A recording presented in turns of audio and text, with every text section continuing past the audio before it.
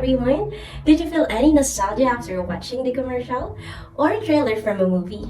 This plays a huge role in our lives from catchy jingles to heartwarming narratives.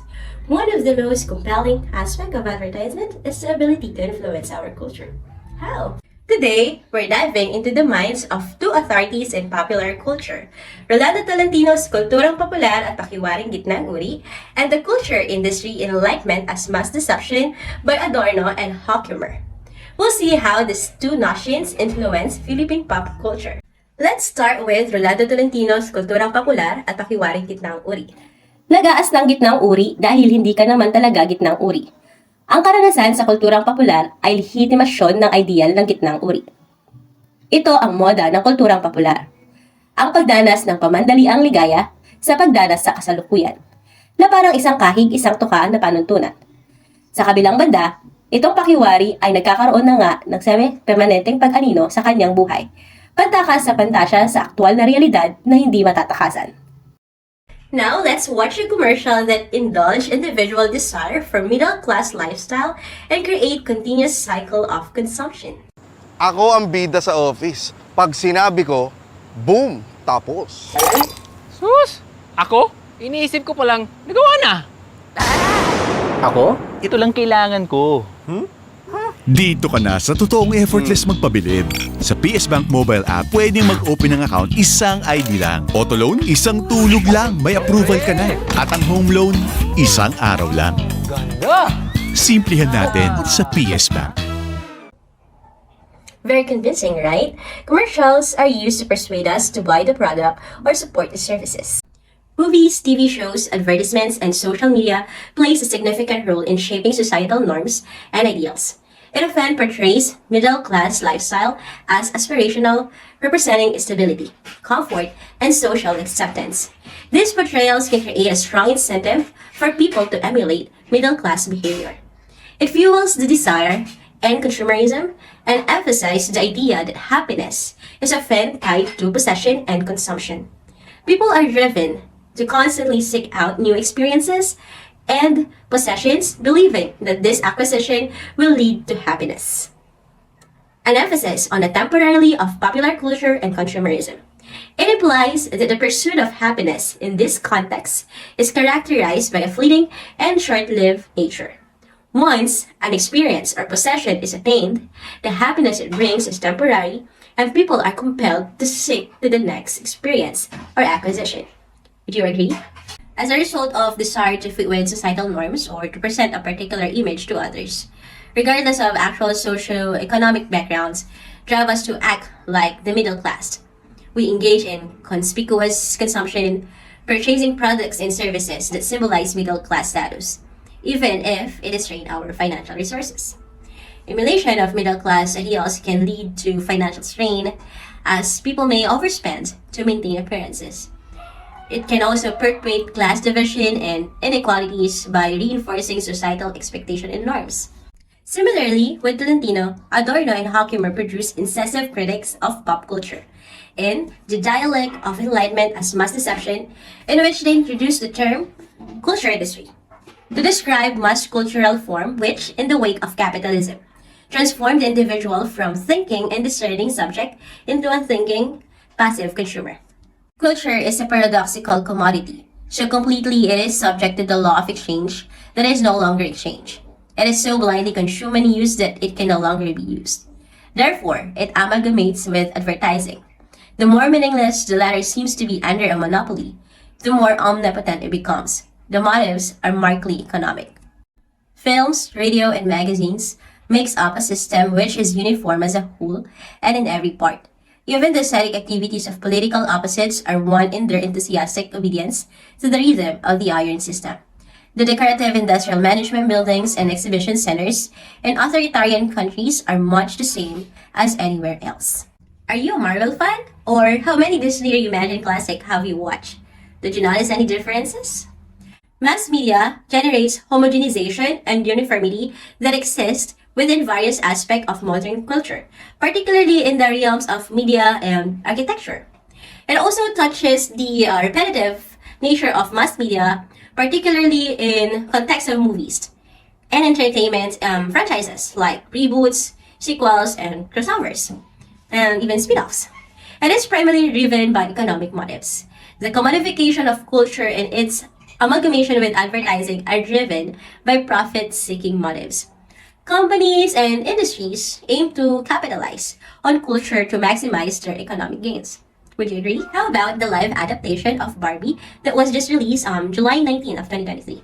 Let's focus on the movie, shall we? Barbie and color pink has been a brand, a symbol of girl power, female empowerment, and cultural resonance. We saw it start to resonate in the culture very early in the long process. Barbie's impact on culture, especially on promoting girl power and the use of pink as a symbol, has been long-lasting and has been resonated with multiple generations. In 2023 Barbie movie, it features the iconic doll in a modern and meta-comedy adventure. It also partnered with various consumer brands to release limited edition merchandise. These brands ranges from luxury apparel to fast food. Did you know that Airbnb have all teamed up with Mattel to create Barbie-themed products and experiences? Airbnb has a listing for a one-night stay at Barry's Malibu's Dream House, while department store Neiman Marcus is exclusively selling a Balmain Barbie collection. A bright fuchsia Xbox for Steam Barbie and hoodie from the limited edition line retails for $13.50. Burger King in Brazil also joined selling burgers with a pink-colored sauce for a limited time. There's even a Barbie-inspired reality television competition. Discovery-owned television channel HGTV launched a series called Barbie Dream House Challenge, hosted by supermodel Ashley Graham. 8 different teams will give a Southern California home a Barbie-style renovation, with one team's design being declared the dreamiest at the end of the series. See how single movie influence corporation to customize product based on the individual economic status? This tailoring implies that even if someone is economically disadvantaged, they can still find products or art that cater to their specific class-related needs or desires. Culture industry operates under a totalizing plan, meaning that every aspect of mass media production is calculated to maximize profitability. This includes using familiar culture components and formula that have been proven to attract a large audience, leaving no room for spontaneity or deviation from their established plan. Overall, these readings from 2 social critics reflects on the pervasive influence of popular culture, its relationship to capitalism, and its impact on individuals across different socioeconomical backgrounds. Popular culture is a profitable industry that relies on the support of many individuals, including consumers, creators, and entrepreneurs. It needs to create demands among consumers and make products and experiences seems essential, even if they are luxuries or non-essential items. In short, we justify our wants as needs, blurring the lines between what is essential and what is aspirational in the pursuit of individual fulfillment. As we wrap this video, remember 2 takeaways from the example that I have cited. First, how culture and advertising have become deeply intertwined in contemporary society. Culture is treated as a commodity for economic purposes, and advertising plays a significant role in promoting and shaping how culture is consumed. This fusion of culture and commerce can lead to complex and sometimes problematic relationship between individuals, society, and the industry that profits from cultural products. Second, the popular culture fosters a culture of constant consumption, desire for new experiences, and belief that happiness is found in acquiring and possessing. It also underscores the temporal nature of this pursuit and how it perpetuates a cycle of consumption and disposability. We can contemplate on the impact of these dynamics on individual lives and values in contemporary society. So with everyone that is watching, I just want to let you know that social justice and social costs are important. We have the power to be critical of what medias are we going to consume and the systematic costs behind it. The question is, are we going to do something or will do nothing? Will it cause a change or it's just a PR? Well, thank you so much for watching. I hope that I was able to provide a good insight about these two readings and how we impact on the Philippine pop culture. Bye! Thus, I live, and so do you. Oh, we live! We live! Good story!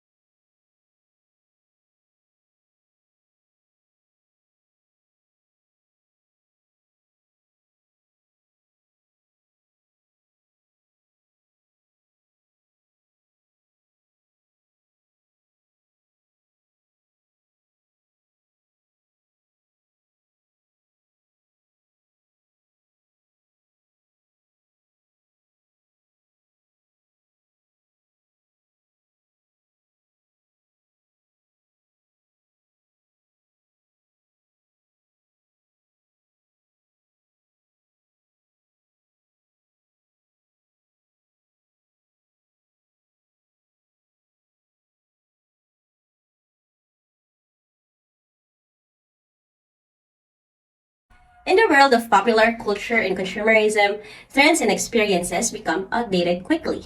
This creates a continuous cycle of consumption as individuals are encouraged to replace the old with the new. It draws parallel between consumers' behavior and technology, suggesting that even technological products like computers and cell phones follow a similar pattern of regular updates and replacement to maintain consumer interest.